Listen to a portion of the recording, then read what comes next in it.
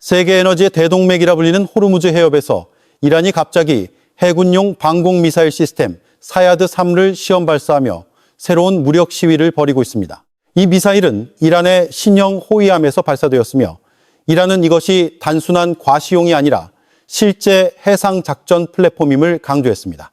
테헤란은 사야드-3가 군함 주위로 반경 약 150km의 보호구역을 만들어 해상의 방공우산을 형성할 수 있으며 미군 항공기와 무인기를 조준하기에 충분하다고 주장합니다. 하지만 이는 이란 측의 주장일 뿐 실전 능력은 여전히 큰 물음표로 남아 있습니다. 이 움직임은 도널드 트럼프 당시 대통령이 10일에서 15일간의 최후 통첩을 보낸 시점과 정확히 일치합니다. 트럼프 대통령은 이란이 새로운 핵 협상에 합의하지 않으면 심각한 결과에 직면할 것이라고 요구했습니다. 워싱턴은 경고에만 그치지 않았습니다.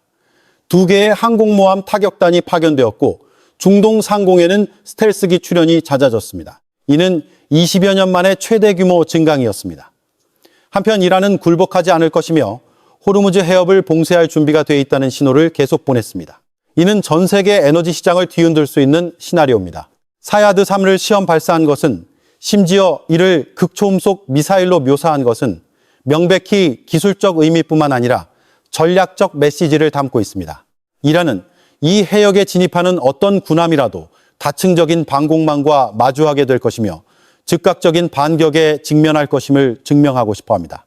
사야드-3의 기술적 성능을 논하기 전에 이란 권력의 마쿠에서는 훨씬 더 주목할 만한 정치적 움직임이 일어나고 있습니다. 최고 지도자 알리 하메네이는 알리 라리자니와 그의 측근 정치 및 군사 보좌관들에게 전면전이나 최고 지도부에 대한 암살 시도가 발생할 경우 국가 체제의 존립을 보장하라는 임무를 부여했습니다. 이는 전략적 예방 조치이지만 동시에 이란 권력 내부가 최악의 시나리오, 즉 지도부의 중심이 직접 공격받는 상황에 대비하고 있음을 반영합니다. 이는 안보 압력이 정상 수준을 훨씬 넘어섰다는 것을 보여줍니다. 이러한 움직임은 이란 권력 구조 내부의 실제 안정성에 대한 의문을 제기합니다. 특히 이슬람 혁명 수비대의 강경 노선에 비해 더 실용적인 사고를 하는 것으로 알려진 정규군 내부의 균열의 조짐이 존재할 수 있습니다. 혁명 수비대는 오랫동안 체제 수호의 기둥으로 여겨지며 대결 노선을 추구할 준비가 돼 있지만 위기가 고조될 경우 권력 분파 간의 견해 차이는 민감한 요소가 될 수 있습니다. 한편 여러 도시, 특히 대학가에서 새로운 시위의 물결이 일고 있으며 학생들은 공개적으로 최고 지도자 알리 하메네이를 반대하는 구호를 외치고 있습니다. 많은 국민, 특히 교육받은 젊은 층은 자유에 대한 갈망과 극단주의 경향에 대한 반대를 표명하고 있습니다. 외부의 압박이 증가하고 내부의 압력이 더욱 명확해지면서 이란은 군사적 도전뿐만 아니라 정치적 생존과 지도부의 정당성이라는 문제에 직면해 있습니다. 사야드-3로 돌아가 보면 이는 완전히 새로운 프로젝트가 아니라 2016년 이란이 육상에서 시험했던 약 120km 사거리의 지대공 미사일 시스템을 해군용으로 개조한 것입니다. 주목할 점은 군함의 수직 발사 시스템과 통합하여 해상 발사 버전의 사거리를 약 150km로 늘리려는 야심입니다. 이러한 조정은 사거리를 늘릴 뿐만 아니라 이란이 해상 방공을 조직하는 방식을 완전히 바꾸어 육상의 고정 발사대에 의존하는 대신 이동 가능한 방어망을 구축하려는 방향으로 나아가게 합니다. 이란의 전략은 대형 군함에만 장착하는 것에 그치지 않고 가능한 한 작은 함정들에 배치하여 기동성 높은 벌떼를 형성하는 데 중점을 둡니다. 다수의 소형 플랫폼이 동시에 미사일을 발사하면 목표는 단순히 피해를 입히는 것이 아니라 상대방의 방어 시스템을 과부하시키는 것입니다. 특히 목표가 미군 항공모함일 경우 더욱 그렇습니다. 이러한 작전 사고는 테헤란이 수년간 추구해온 비대칭 교리를 반영하며 수량, 속도, 분산 능력으로 기술 격차를 메우려는 것입니다. 이번 시험은 이슬람 혁명 수비대 해군 소속의 고속 카타마란급 호위함 샤히드 솔레이마니 함에서 진행되었습니다. 쌍동선 설계는 함선이 고속을 낼 수 있게 하고 레이더 신호를 일정 수준 감소시키며 다수의 대함 미사일을 탑재할 수 있게 합니다. 호르무즈 해협 통제 훈련의 일환으로 혁명 수비대는 모든 움직임이 철저히 감시되는 이 좁은 해역 내에서 함대를 보호하는 방공망을 구축할 수 있음을 증명하고자 했습니다. 궁극적인 목표는 전력 보존입니다. 만약 호르무즈 해협 봉쇄 시나리오가 발생할 경우 여러 미군 작전에서 효과가 입증된 정밀 유도 폭탄 JDAM-A한 공습 위험을 줄이는 것입니다. 이는 단순한 기술 시험이 아니라 세계의 전략적 병목 지점을 통제하려는 계획의 한 고리를 완성하는 단계입니다. 기술적으로 이란은 사야드 3가 최대 마하 4.5에서 5.5의 속도에 도달한다고 주장합니다. 이 수치만 들어도 호르무즈 해협에서 활동하는 어떤 세력이든 경계하게 만들기에 충분합니다. 하지만 일반적으로 사용되는 분류에 따르면 진정한 극초음속으로 인정받기 위해서는 미사일이 마하5에 도달하는 것뿐만 아니라 비행 과정의 상당 부분 동안 마하5 이상의 속도를 유지해야 합니다. 만약 한순간 마하5를 찍고 마하3이나 4로 속도가 떨어진다면 극초음속이라는 명칭은 작전 능력을 설명하기보다는 선전용 꼬리표에 가까워집니다. 이유는 명확합니다.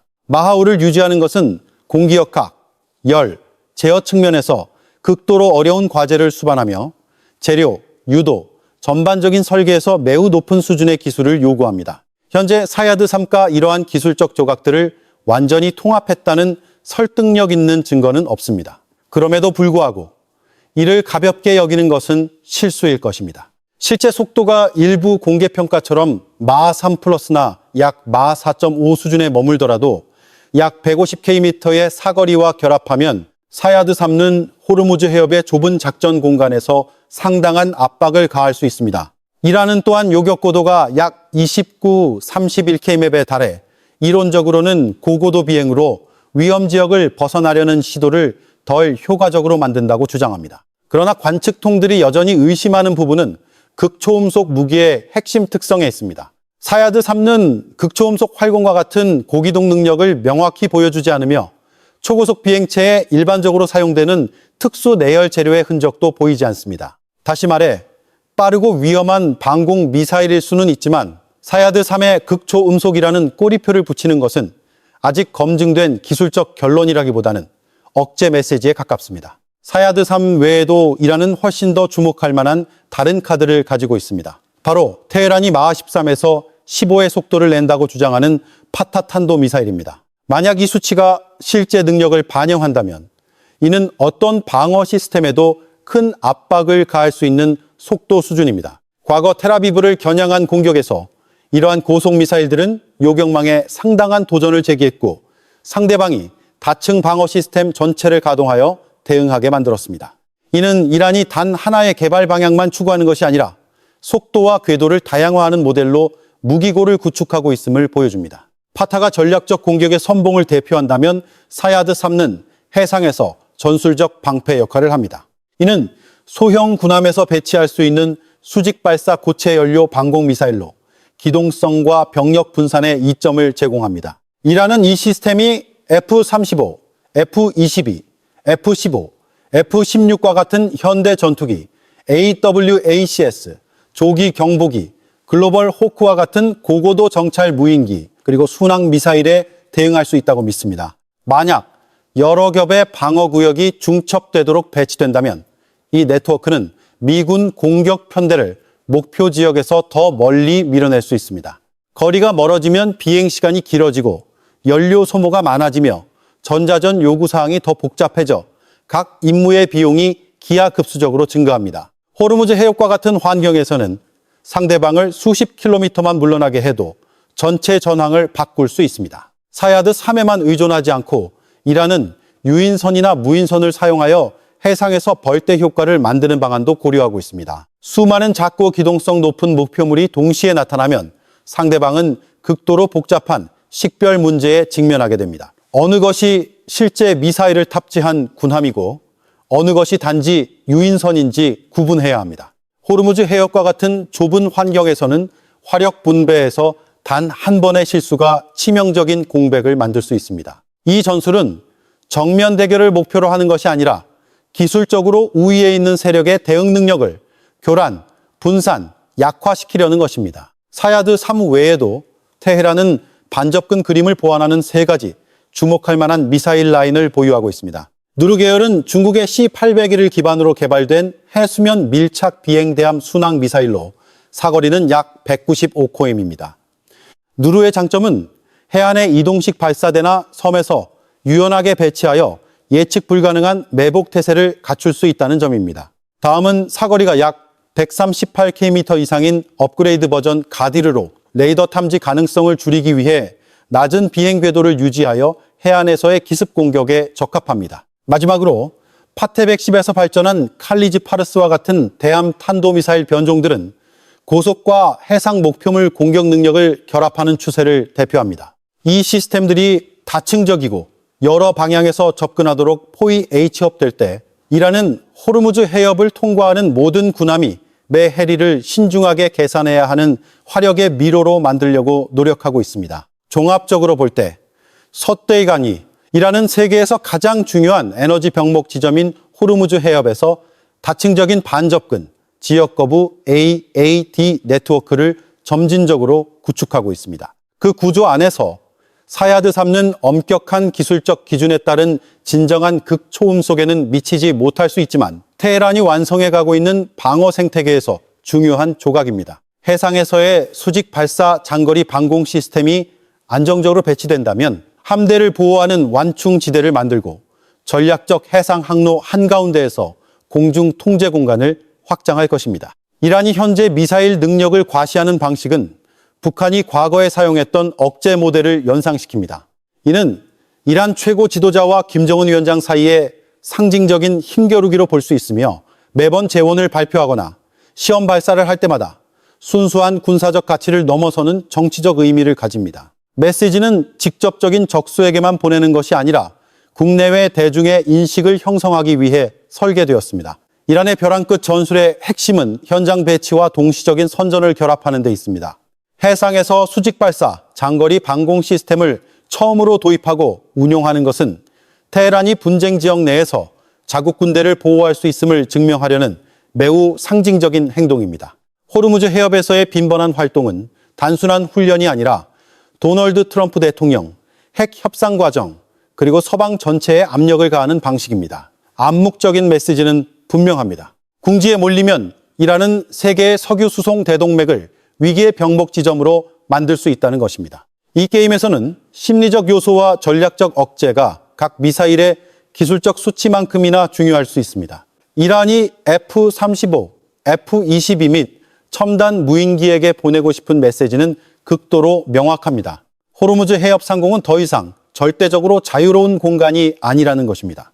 테헤란이 해상의 방공망을 구축할 수 있다고 선언할 때 그들은 이 지역에 진입하는 모든 항공기가 실제 위험에 직면해야 한다는 전략적 논점을 설정하고 있는 것입니다. 이란의 계산에서 이것이 협상 테이블에서 가장 가치 있는 카드입니다. 호르무즈가 통제되거나 봉쇄될 수 있다는 인식만 만들어도 전략적 레버리지는 즉시 증가하기 때문입니다. 그 메시지의 중심에는 이슬람 혁명 수비대 소속의 샤이드 솔레이마니급 해군 호위함이 있습니다. 길이 약 61m의 이 함선은 좁은 해역에서의 속도, 안정성, 기동성을 높이기 위해 쌍동선 카타마란으로 설계되었습니다. 이 구조는 사야드 3 변종을 위한 수직 발사관과 다른 많은 대함 미사일을 탑재할 수 있게 합니다. 우선적인 표적이 되기 쉬운 대형 군함에 투자하는 대신 이란은 비대칭 교리를 추구합니다. 즉 작고 빠르며 표적으로 삼기 어렵고 벌떼 모델로 협력할 수 있는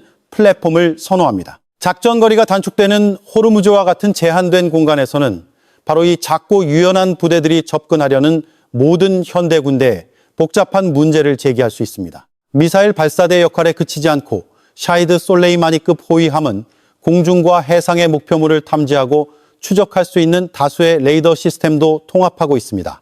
이란 측의 평가에 따르면 이 레이더들은 사야드 3 미사일과 긴밀히 협력하여 탐지, 조준, 유도에 비교적 완결된 순환을 형성할 수 있으며 상황이 악화될 경우 미군 항공모함을 향해 화력을 유도할 능력까지 갖추고 있습니다. 이것이 테헤란이 도달했다고 믿는 능력 수준이며 바로 그 믿음이 억제 방정식에서 중요한 요소입니다. 그러나 실제 충돌이 발생하면 미군 항공모함 타격단은 위험 지역에 가까이 접근하지 않을 가능성이 높습니다. 합리적인 방안은 사야드 3의 추정 사거리 밖에서 거리를 유지하면서 JASSM과 같은 공중발사 장거리 공격 순항 미사일로 공격하는 것입니다. EA-18G 그라울러 전자전기와 결합하면 미군은 이란 호위함의 레이더 능력을 교란하여 약화시키거나 무력화시킨 후 정밀 타격을 가할 수 있습니다. 미사일 위협 외에도 워싱턴은 이들 군함의 모든 움직임을 면밀히 주시할 것입니다. 방공 및 대함 임무 외에도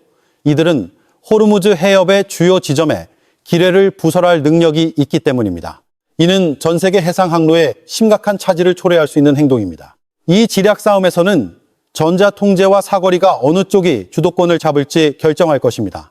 이란의 현재 전략적 초점은 선제 공격이 아니라 호르무즈 해협의 다층적인 반접근, 지역 거부 네트워크를 구축하는 것입니다. 이 AD 구조가 점차 완성됨에 따라 상대방의 모든 진격은 시간, 연료, 위험이라는 대가를 치러야 합니다. 이는 미국이 이란이 기뢰 부설, 이동식 발사대 배치, 비대칭 공격 감행과 같은 기습적인 조치를 취할 가능성을 막기 위해 ISR 정보, 감시, 정찰을 강화하여 해상과 공중의 모든 움직임을 면밀히 추적하도록 만듭니다. 4차원 체스라는 개념은 이란이 군사, 정치, 심리, 미디어 전략을 동시에 다층적으로 운영하는 방식을 비유적으로 표현하는 데 사용됩니다. 테헤란은 실제 충돌이 일어나기 전에 억제 효과를 창출하기 위해 능력을 숨기기보다는 과시하는 쪽을 선택하고 있습니다. 고전 병법에는 강할 때 약하게 보이라는 관념이 있지만 이란은 정반대의 접근법을 적용하여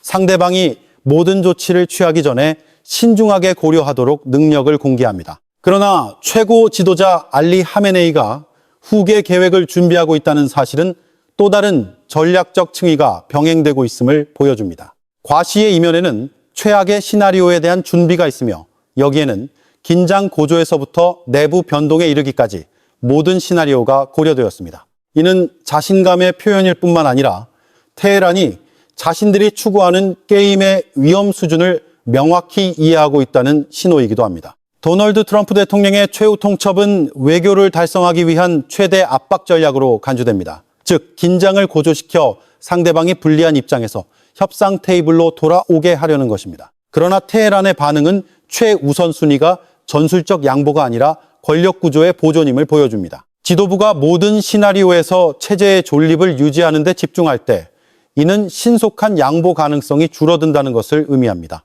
이러한 맥락에서 특히 핵시설을 겨냥한 제한적인 군사 공격의 위험은 추가적인 압박 수단으로서 더욱 현실화됩니다. 핵심 질문은 내부의 힘의 균형에 있습니다. 만약 변동이 발생할 경우 이란 정규군이 이슬람 혁명 수비대에 대한 균형추 역할을 할 만큼 충분한 역할과 영향력을 가질 수 있을까요?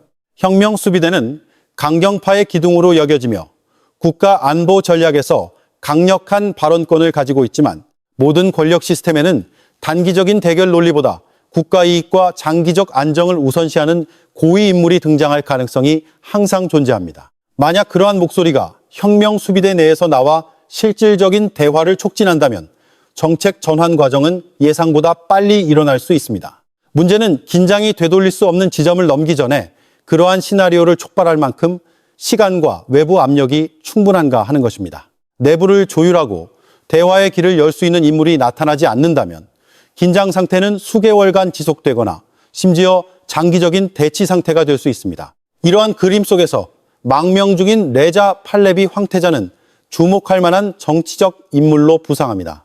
전직 전투기 조종사라는 과거와 해외 이란인 커뮤니티에서의 상징적 지위로 인해 그는 정권 교체 시나리오가 발생할 경우 과도 정부의 잠재적 선택지로 일부에게 여겨집니다. 제시된 관점에 따르면 국제사회와 망명 지식인층의 지지는 현재의 권력 구조가 위기로 흔들릴 경우 민주적 전환 과정의 기반을 마련할 수 있습니다. 정치적 시나리오와 병행하여 군사적 위험도 점점 더 현실화되고 있습니다. 가상 상황을 상상해 보십시오. 이란의 고속정들이 호르무즈 해협 근처의 미군 항공모함 타격단을 향해 일제히 돌진합니다. 거리가 좁혀지고 경고가 계속 발령되며 레이더가 목표물을 조준하고 단 하나의 오해된 행동만으로도 첫 총성이 울립니다. 무기가 밀집하고 심리적 압박이 높은 환경에서는 작은 오판 하나만으로도 연쇄 반응을 일으켜 국지적 충돌이 전면적인 해군 충돌로 번지기에 충분합니다. 그때가 되면 호르무즈는 더 이상 체스판이 아니라 모든 정치적, 군사적 시나리오가 완전히 다른 장으로 넘어가는 실제 전쟁터가 됩니다. 만약 충돌이 실제로 발발한다면 이란은 사야드 3를 미군의 공중자산을 겨냥하는 최전선 방공망으로 사용할 가능성이 높습니다. 우선 목표는 ISR의 핵심 역할을 하는 고고도 정찰 무인기 AQ사 글로벌 호크일 수 있습니다. 장거리 감시 능력을 제거함으로써 테헤란은 상대방의 상황 인식 능력을 크게 감소시킬 것입니다. 목표물을 명확하게 조준할 기회가 있는 시나리오에서는 F-15나 F-16과 같은 4세대 전투기도 표적이 될 수 있습니다. 특히 이들이 해안 방공 시스템의 사거리 내에서 활동할 경우 더욱 그렇습니다. 그러한 상황에서 미군은 항공모함 타격단에 속한 호위함의 이지스 전투 시스템의 모든 능력을 활성화할 것입니다. 요격 미사일이 발사되어 적 미사일을 비행 초기 또는 중간 단계에서 파괴할 것입니다. 만약 통제를 벗어날 정도로 긴장이 고조되면 워싱턴은 호르무즈 해협이 봉쇄되지 않도록 하는 전략적 목표 하에 직접적인 위협으로 식별된 이란 군함과 발사대에 대해 연속적인 공습을 전개할 수 있습니다. 항공모함에서 출격하는 FA-18의 임무는 제공권 우위를 유지하고 항행의 자유를 보호하기 위해 짧은 주기로 번갈아가며 쉴 새 없이 이루어질 수 있습니다. 그러나 미국이 전황을 통제하는 시나리오에서도 호르무즈를 통과하는 수송로가 단기적으로 일시 중단될 가능성은 피하기 어려울 것입니다. 결론적으로 사야드3 시험은 단순한 기술적 사건이 아니라 이란의 해상 반접근 전략에서 계산된 진전입니다. 핵 협상이 진행 중이고 최고 지도자 알리, 하메네이의 후계 준비 과정과 병행하여 수직 발사 방공 시스템이 적절한 시점에 공개되었을 때 그 메시지는 우연이라고 볼 수 없습니다. 테헤란은 군사와 정치를 같은 리듬으로 결합하여 호르무즈를 전략적 레버리지의 중심으로 만들고 있습니다. 핵심 질문은 사야드3가 정말로 게임 체인저가 될 것인지 아니면 상징적인 수준에서 억제력의 문턱을 높이는 데 그칠 것인지입니다. 기술적으로 이 시스템은 기술과 화력에서 압도적인 우위를 가진 상대방에 대해 힘의 균형을 완전히 뒤집기에는 충분하지 않을 수 있습니다. 그러나 긴장이 고조된 환경에서는 불확실성의 층을 하나 더 추가하는 것만으로도 상대방이 작전 계획을 수정하도록 만들기에 충분합니다. 더 큰 문제는 긴장 고조의 가능성에 있습니다. 양측 모두 배치를 늘리고 태세를 강화함에 따라 앞으로 몇 주 동안 오판의 위험을 배제할 수 없습니다. 따라서 호르무즈는 전략적 해상 항로일 뿐만 아니라 관련 당사자들의 위기 관리 능력을 시험하는 시험대이기도 합니다.